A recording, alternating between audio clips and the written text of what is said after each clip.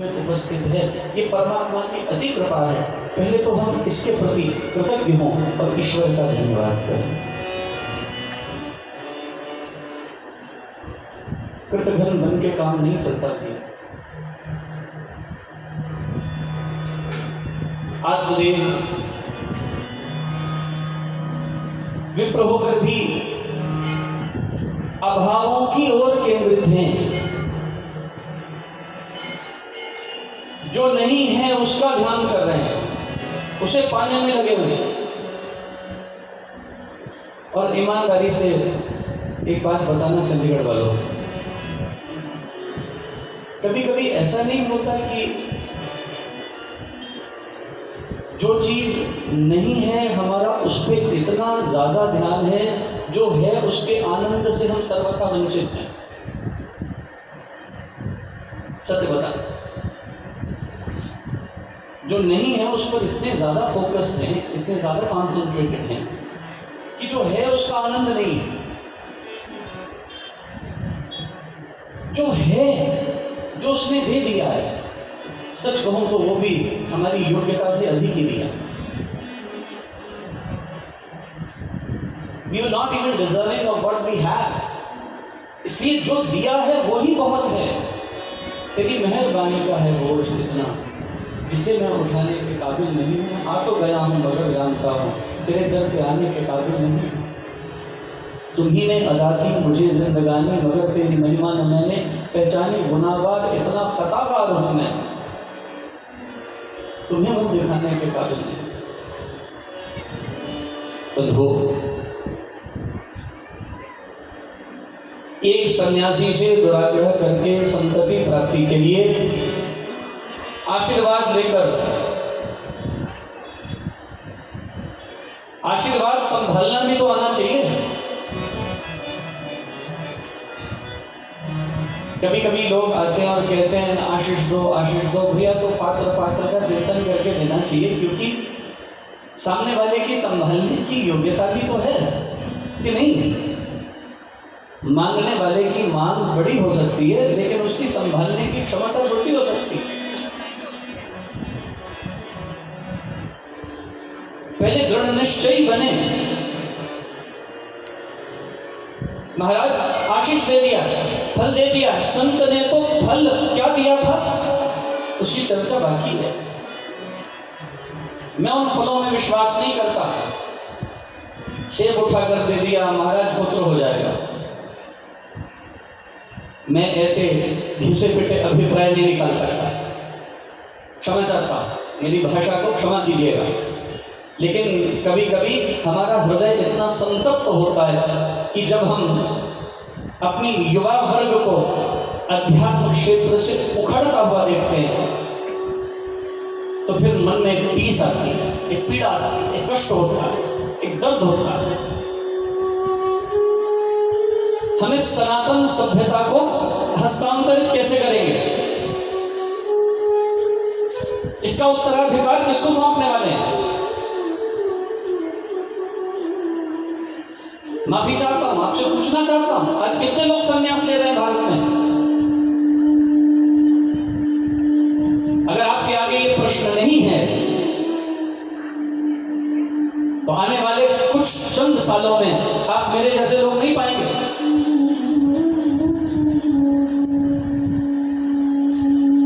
इन्हीं कारणों से आज संन्यास परंपराएं आहत हुई। ये दर्द है मेरा, ये टीस है हृदय।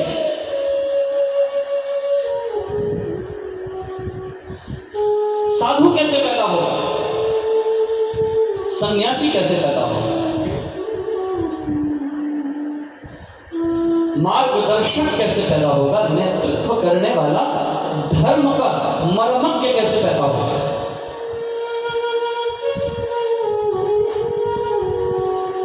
इसलिए भैया कथा का अधिकार ये बड़ा सोच समझ कर दिया जाने वाला अधिकार है। आप क्या अर्थ कर रहे हैं? आपके अर्थों से समाज का नेतृत्व होने वाला है, समाज एक दिशा को प्राप्त करना है। अगर आप समाज को ये दिशा दे रहे हैं, फल देने से बच्चे होते, लोग आ जाते हैं हमारे पास। बोले पुत्र हो जाएगा। अच्छा, तुमने तो मेडिकल साइंसेस फेल कर दी, तुमने तो ऐसी अंधश्रद्धा पैदा कर दी, तुमने हमें उपहास का विषय बना दिया अंतरराष्ट्रीय मंच पर। फलों से बच्चे होते हैं। फल का अभिप्राय क्या था यहां और कैसा बच्चा पैदा हुआ, ये बड़ा गौर का विषय है। भागवत पढ़ लेना पर्याप्त नहीं है, भागवत समझना जरूरी है। मैं पूरा प्रसंग को, पूरी भागवत को ले भी नहीं पाऊंगा, क्षमा चाहता हूं, 4 ही दिन बचे। लेकिन चिंतन है ये सत्संग है, इसको तत्वार्थ सत्संग समझिए बस, इसे कथा नहीं समझना। कथा फिर अगले साल करेंगे आपके साथ, थोड़ी लंबी करेंगे, आनंद से करेंगे।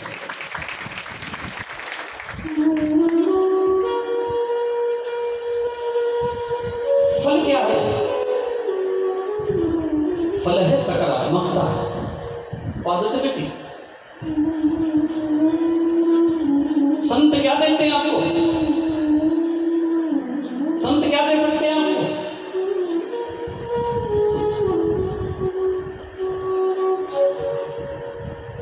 अमेरिका में 40 दिन श्री अमृतपाली जी का पाठ होता है। अभी 40 दिन सुंदरकांड होने वाला है, 1 जून से लेकर 13 जुलाई तक लगातार अखंड।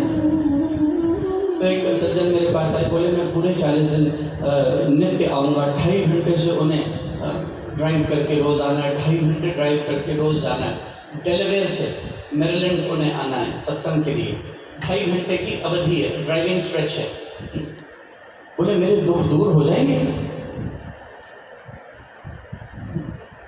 मेरी सारी तकलीफें दुख दर्द कट जाएंगे। अभी की बात बोल रहा हूँ, कल की बात बता रहा हूँ। उन्होंने मुझे ईमेल लिखी, मैंने उनको कल ईमेल का जवाब दिया। मैंने उनको कहा देखो, दुख दूर नहीं होंगे। आप सोचो, सुंदरकांड का पाठ 40 दिन करने से आपके दुख दूर हो जाएंगे। ये आपको हिंदुस्तान के साधु शब्दवाग दिखाते होंगे, ये अमेरिका वाले साधु शब्दवाग नहीं दिखाते। जानते हो क्यों? सुंदरकांड जो तुम्हें ज्ञान देगा, उसके नित्य पाठ से जिस ज्ञान की तुम्हें प्राप्ति होने वाली है, उससे दुख सहन करने की क्षमता तुम अर्जित कर लोगे, दुख दूर हो जाएगा। वो मैं नहीं कहता। दुख दूर करने की क्षमता आप अर्जित कर सकते हैं। दुख को सहन करने की ताकत ज्ञान के आश्रय से आपको प्राप्त हो जाएगी। लेकिन हम लोगों को मूर्ख बनाए कि भैया तुम्हारे दुख दूर हो जाएंगे, तुम्हें पुत्र प्राप्त हो जाएगा, तुम्हें यह हो जाएगा, वो हो जाएगा। नहीं भैया, हमें ये सब रोग धंधा नहीं आता। हाथ जोड़ते क्षमा मांगे। महाराज कहते हैं मेरा राम नाम दिया हुआ तेरी चिंता का चूर्ण कर देगा, यदि तूने पूरे मन से भजा होगा। राम नाम जब चिंता चूरक, चिंता मणि चित्त चिंतन पूरक, तेरे चित्त को चिंतन से परिपूर्ण कर देगा। ये तो हो सकता है, ये तो संभव है, लेकिन ये गलत शब्द है। संत क्या देते हैं? कौन सा फल देते हैं? और आजकल होता क्या है, पहले आपको बता देंगे कि आपके सारे दुख दूर हो जाएंगे और आप पीछे पीछे पीछे पीछे पीछे आप 1-2 साल लगे रहेंगे। अच्छा, फिर दुख तो वही खड़े, तकलीफें तो वही खड़ी है।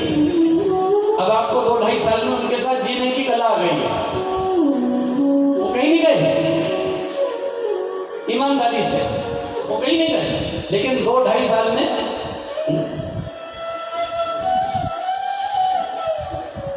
आपको उनके साथ जीने की कला आ गई है, आपने जीना ही सीख लिया। और फिर आप पूछते हैं महाराज 2-2.5 साल हो गए, अब क्या करें? स्वामी दयानंद सरस्वती एक कहानी सुनाया करते थे।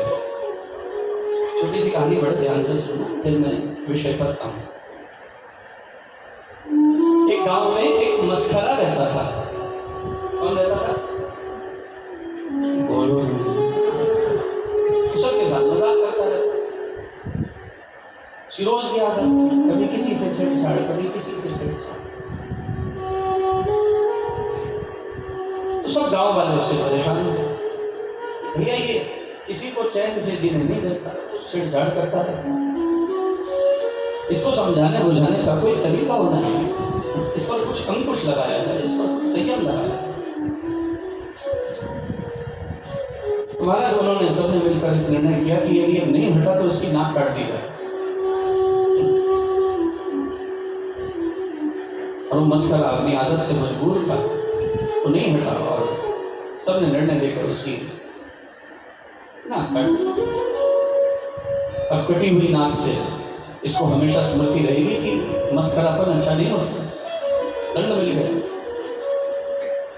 लेकिन चोर चोरी से हट सकता है, बोलो ना जी, चोर चोरी से हट सकता है लेकिन हेरा फेरी से नहीं हटता। हमारा जो मस्करा था वो मस्करे पन से अभी हटा नहीं, कभी भी उसकी शरारत मिटी नहीं। उसने सोचा यहाँ रहकर मस्करा पन नहीं कर सकते तो क्या हुआ, भगवा पहन लिया, साधु वेश धारण कर लिया, दूसरे गांव में चला गया। जब दूसरे गांव में गया तो वहां जाकर सब नक कटा सन्यासी देख रहे,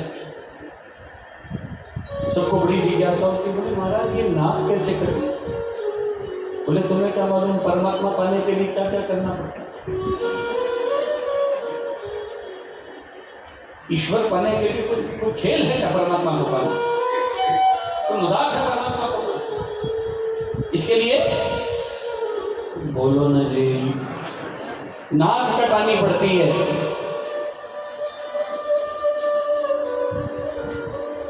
इसके लिए नाक कलम करानी पड़ती है, नाक कटानी पड़ती है। महाराज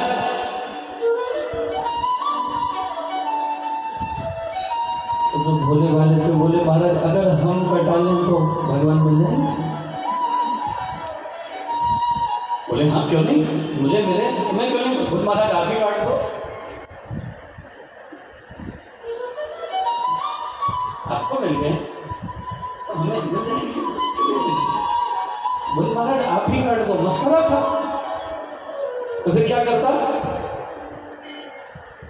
उसने दूसरे गांव जाकर लोगों की नाक काट ली। बोलो नहीं। और महाराज पहले तो एक ही नक कटा था, तो नक कटो की जमात लग गई, भीड़ लग गई, सभी को परमात्मा पाना, सभी नाक कटा रहे हैं। और जिसकी असल में कटी थी उसको मिले थे? बोलो ना जी।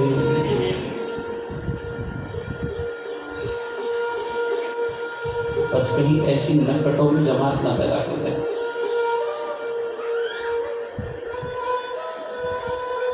महाराज 4-5 साल बीत गए, नाक कटवा के कईयों को पीछे पीछे घूम रहे थे। बोले महाराज अभी तक तो परमात्मा मिला नहीं। जानते हो नकटों का गुरु क्या बोला, मस्खरा क्या बोला? बोला देखो बंद कमरे में 4 लोगों में बात खत्म कर लो, मुद्दा खत्म कर लो। मिला तो मुझे भी नहीं, मिला तो मुझे भी नहीं।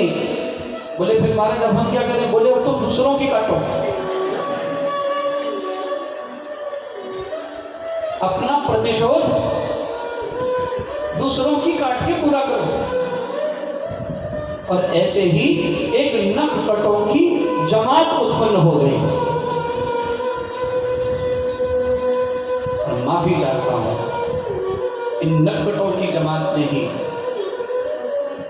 अंधश्रद्धाओं में, अविवेक में, अज्ञान में, अर्थ न समझते हुए, स्क्रिप्चर को डिकोड न करते हुए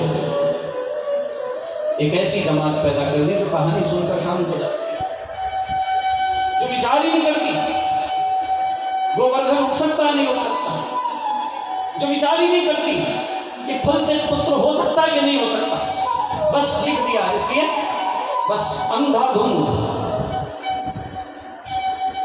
महाराज कई जगह तो आज भी भागवत करते हुए बांस काट देते हैं, आज भी परंपरा। बांस काट दिया जाता है। बोले धुंधुकारी आके बैठेगा। कौन सा धुंधुकारी? अच्छा, बांस किसका प्रतीक था? कहाँ है बांस? आप में है? आप में? आपकी रीढ़ क्या है? बांस ही है। इसमें धुंधुकारी बैठा है। ये बांस गाड़ने की जरूरत नहीं है। गड़े हुए बांसों में धुंधुकारी विद्यमान है। वहीं पर 7 गांठें, वहीं पर काम, क्रोध, लोभ, मोह, मद, मत्सर, अहंकार यही विद्यमान है। इन्हीं का विमोचन करना है, इन्हीं को खोलना है, इन्हीं गांठों को, इन्हीं ग्रंथियों का भेदन करना है। ग्रंथि अविद्या टूटे भारी, रामलीला की खिले फुलवारी, यही खोलना है। लेकिन हम किस द्वंद्व में पड़े? हम अर्थ का अनर्थ किए जा रहे हैं। संत के पास कौन सा बल है? किसी सेब को अभिमंत्रित करके, किसी लड्डू पेड़े को अभिमंत्रित करके संत ने नहीं दिया। संत ने अपना आप दिया, अपनी सकारात्मकता, अपनी ऊर्जा, अपनी अंतर चेतना का प्रकाश दिया। और उस अंतर चेतना के प्रकाश को, उस आशीष को संभालना भी आना चाहिए था। देने से बात नहीं बनती। आप अपनी संतान को अपना पूर्ण उत्तराधिकार दे सकते हैं, वो उसको संभालने की योग्यता रखता है कि नहीं, ये देखने के बाद देना चाहिए।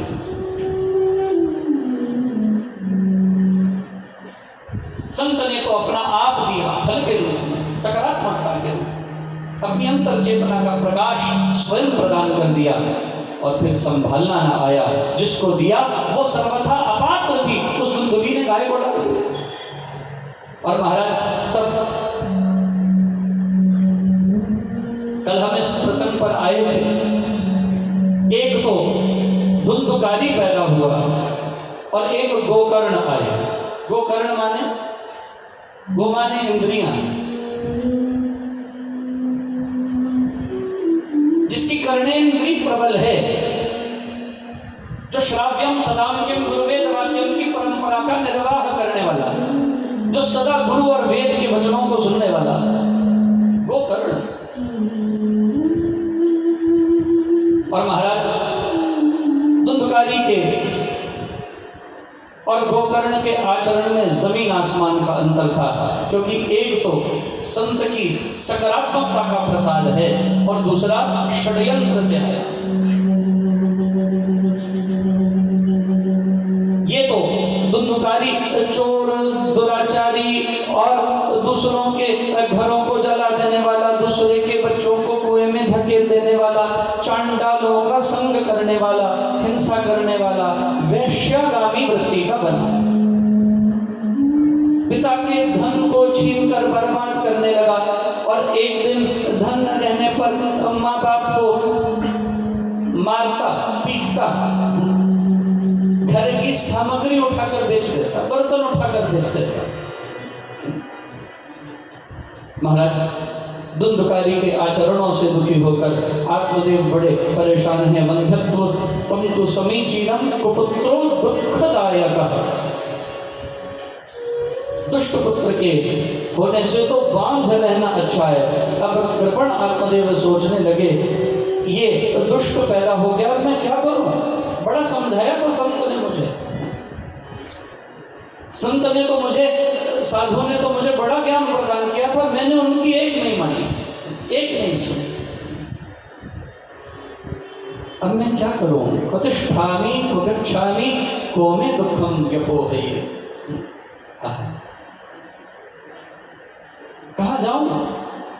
कहाँ जाकर प्राण त्याग करूं? ऐसे जीने से तो मरना अच्छा है। और महाराज बड़े दुखी दिखाई दे रहे हैं। और यही संत की चेतना को कर्ण के रूप में, वही संत की ऊर्जावान चेतना फिर गोकर्ण के रूप में आकर आज आत्मदेव को समझाने के लिए समुद्रत हुई। पिताजी को मरने के लिए उद्दत देखा तो बुद्धिमान गोकर्ण आकर समझाने लगे, पिताश्री संसार में जो भी प्राप्त होता है, स्त्री पुत्र परिवार भाई बहन आदि, ये सब हमें प्रारब्धवश प्राप्त हुआ है। और दुर्गारी भी तो आपका ही पुत्र है। बोले पुत्र नहीं है बेटा, वो तो चांडाल है, दुष्ट वृत्ति का। पता नहीं इसमें ये संस्कार कहां से आ। पुत्र किसे कहते हैं? यह प्रीणयेत सुचरितैः पितरं सवत्रः, जो अपने अच्छे कर्मों से अपने पितरों को प्रसन्न करे उसे पुत्र कहा जाता है। पूनाम त्रायते नरकस्य हरिः पुत्रः, पुत्र नामक नरक से अपने माता पिता का त्राण करने वाले को पुत्र कहते हैं। नहीं तो वो तो केवल वीर्य और रज का संयोग मात्र ही है। इसलिए महाराज आत्मदेव परेशान थे, बोले पुत्र नहीं, ये तो चांडाल है बेटा। गोकर्ण कहने लगे, पिताश्री ऐसा ना कहें, ऐसा न माने। सुख दुख देने वाला इस संसार में कोई दूसरा नहीं होता। बड़ा सुंदर श्लोक श्रीमद् भागवत में आया, मुझे बहुत प्रिय लगता है। सुखस्य दुःखस्य न कोऽपि दाता परो ददाति तु बुद्धिरेषाम्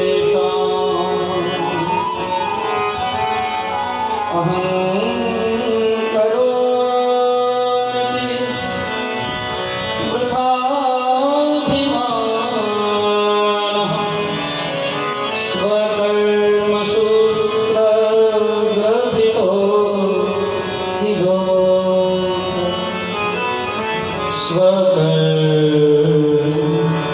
सूत्रो ग्रथितो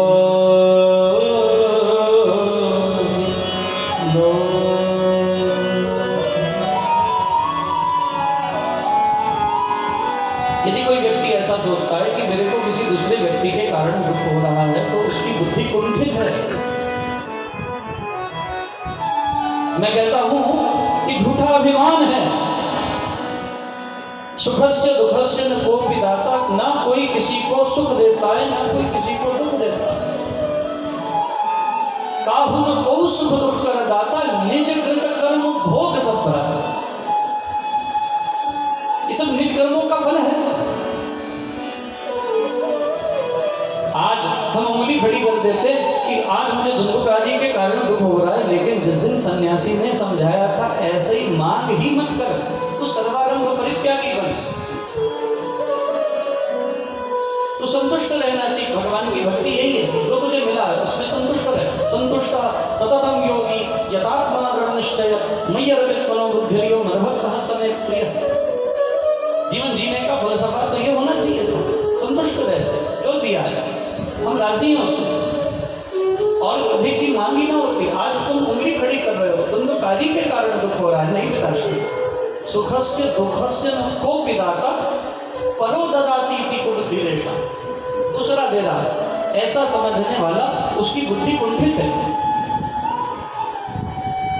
अहं करोमीति वृथाभिमानः स्वकर्म सूत्रो ग्रथितो हि लोकः। सब अपने अपने कर्मों से बंधे हुए, कोई भक्त नहीं है यहाँ पर। इसलिए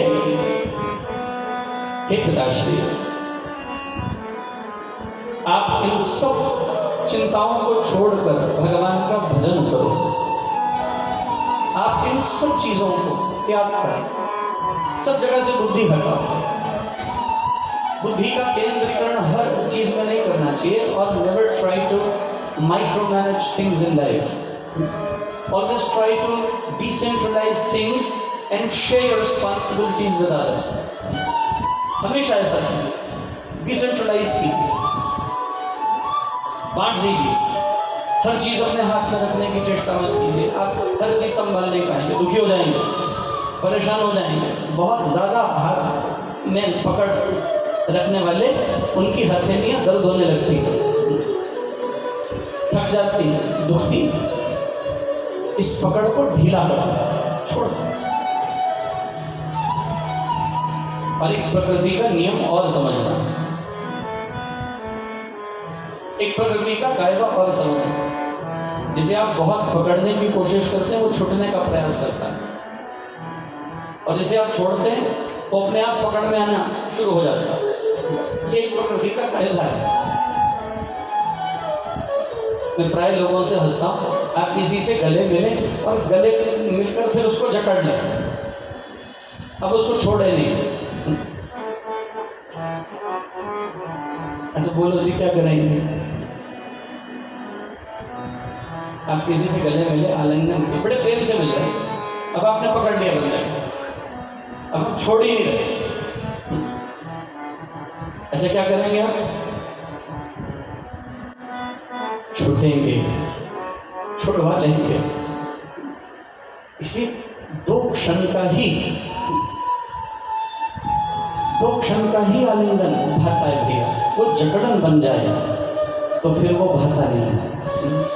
बहुत चीजों को गिरफ्त में लेकर पकड़ कर चलने की कोशिश ना,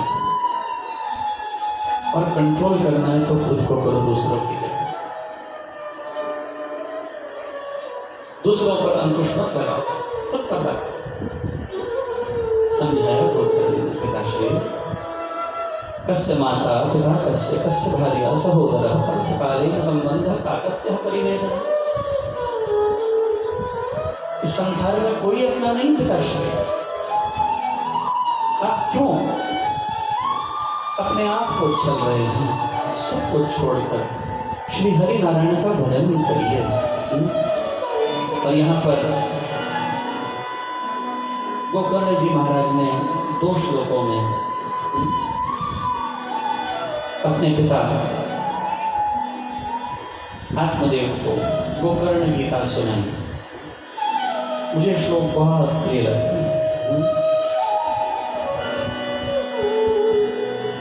ते स्त्रीमां सुधीरे अभिमतिं तच्चत्वं जाया सुतादिषु सदा ममता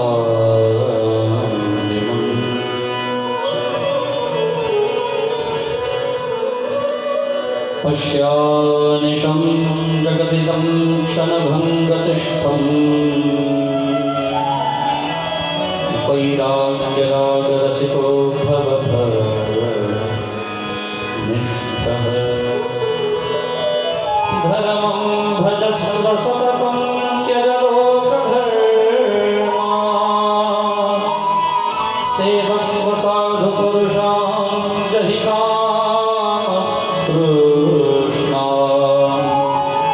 अनयस्य दोषगुणचिन्तनमाशमुक्त्वा सेवा तथा रसमहो नितरा एव त्वं सेवा तथा रसमहो नितरा एव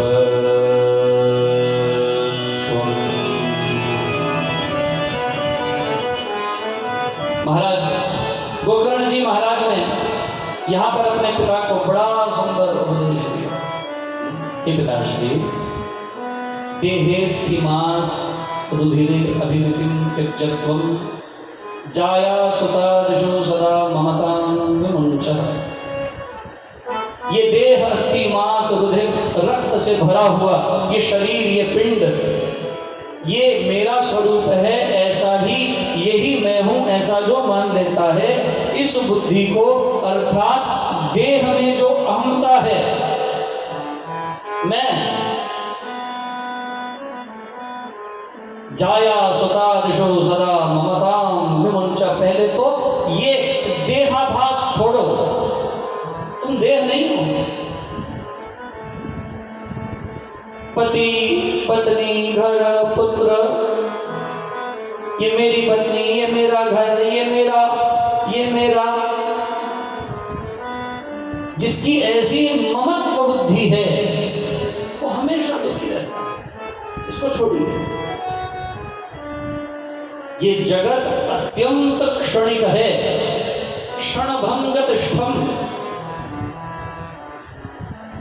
नलिनी दलगज्जलमति तरलम तद्दज्जीवति मतीयश्चपलम विद्धि व्याध्य अभिमानः ग्रस्तम लोकम शोकहतम च समस्तम। क्षणभंगुर जीवन है। एक तालाब में कमल की पंखुड़ी पर खेल रही एक बूंद के सदृश नलिनी दलग जलमति तरणम तद्दत जीवति मति अष्टपम। भगवान शंकराचार्य कहते हैं ऐसा ही एक हवा का झोंका आता है, वो जो बूंद नन्ही सी बूंद कमल की पंखुड़ी पर खेल रही थी उसे ताल में फिर से विलीन करके चला जाता।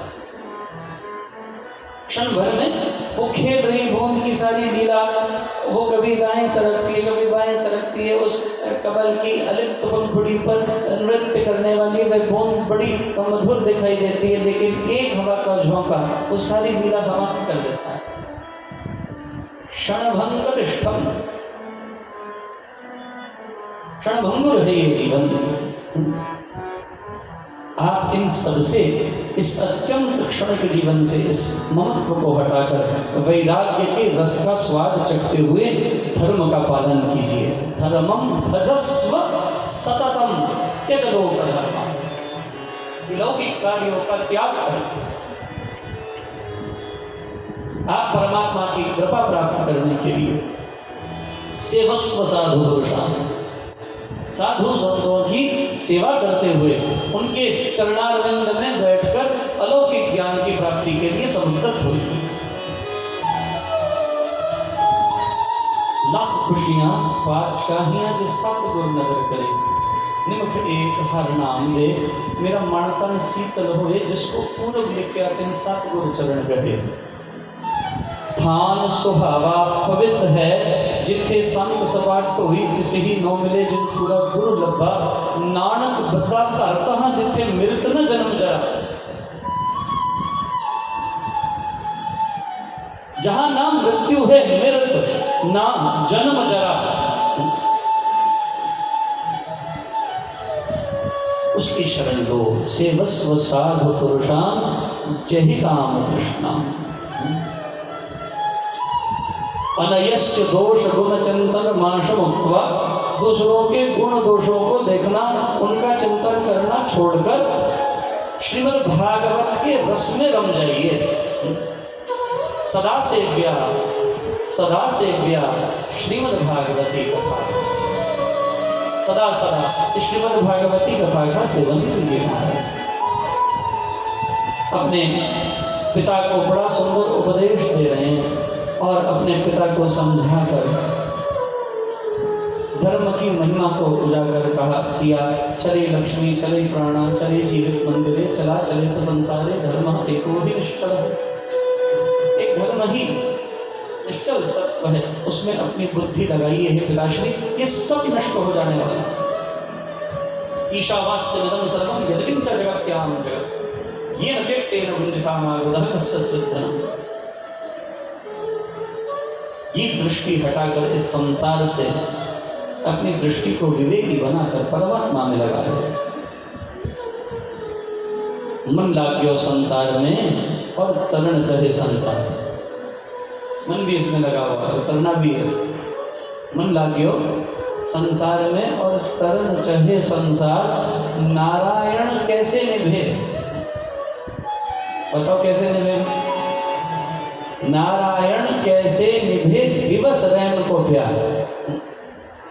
इसलिए भैया आपका समय संसारिक चकाचौंध इस चिकचिक से ऊपर उठने का है। हे पिताश्री, गोविंद के नाम का सहारा लो। यह संसारे खलु दुस्तारे, कृपया पाहि पार मुरारे, भज गोविंदम गोविंदम भज मूढ़मते। और महाराज कभी कभी किसी के समझाने से बात समझ आ जाती है, हृदय में बैठ जाती है और आत्मदेव के हृदय को ये बात छुई। ये वही सन्यासी ही तो गोकर्ण के रूप में सकारात्मकता का उपदेश दे रहे हैं। ये वही फल आज सफल हुआ है, आज उस फल का फल मिला है। वो जो फल तब दिया था उसका फल आज प्राप्त हुआ। आज समझ में आई कि उस वक्त सन्यासी मुझे क्या बता रहे थे, लेकिन उस वक्त में उसको समझ नहीं पाया। और अब आज जब समझ आई है तो बहुत कुछ बिगाड़ कर समझ आई। काश बिगाड़े बिना समझ लिया होता तो इतना लंबा दुख झेलना ना पड़ता। इसे एक बात कहूं, जब किसी भी संत के पास, सत्संग में नहीं लेकिन कभी किसी संत के पास व्यक्तिगत रूप से उनका परामर्श लेने के लिए जाओ, किसी सुलझे हुए साधु के पास, सन्यासी के पास आप कभी कोई अपनी जीवन की अनसुलझी बुद्धि का परामर्श करने के लिए जाओ और वो जो कहते हैं भले ही आपके अनुकूल न हो, क्योंकि वो रुचिकर तो बोलेंगे नहीं, अगर संत हैं तो हितकर ही बोलेंगे। रुचिकर बोलने वाले सचिव वैद्य गुरु तीन जो प्रिय बोले ही प्रयास, वो तो फिर विनाश की लीला रचते हैं। जो रुचिकर बोलने वाले, प्रिय बोलने वाले, वो हितकारी ही बोलेंगे। और फिर वो जो हितकर बोलते हैं, क्या करना चाहिए? उसे तत्क्षण अविलंब स्वीकार करके उस पर अपनी क्रिया को आधारित करना चाहिए। आप बहुत सुखी रहेंगे जीवन में। मैं बहुत अनुभव से आपको बोल रहा हूं, इसे ध्यान देना। आज फल का फल मिला और आज आत्मदेव को समझ में आई, सभी बातें ध्यान में आ गई। गोकर्ण बोले पिताश्री सब कुछ छोड़कर अब तुम भजन करो, त्याग दो सब चिंताएं छोड़ दो। तेरे बिना जो उम्र बिताई बीत गई, अब इस उम्र का बाकी हिस्सा तेरे नाम, गोविंद के नाम लिख दीजिए। और महाराज आत्मदेव ने निश्चय किया, वे सब कुछ छोड़कर अब हर चिंता से विमुक्त होकर बद्रीनाथ जी की पावन भूमि पर जाकर भगवान का भजन करेंगे। और गोकर्ण जी महाराज के प्रेरणावश आत्मदेव ने सब कुछ परित्याग करके बद्रीनाथ धाम की ओर गमन किया और वहां जाकर भगवान के दशम स्कंध की लीलाओं का चिंतन करते हुए, भगवान के पावन अवतार का चिंतन करते हुए प्राण त्याग कर भगवान में ही लीन हो गए। और महाराज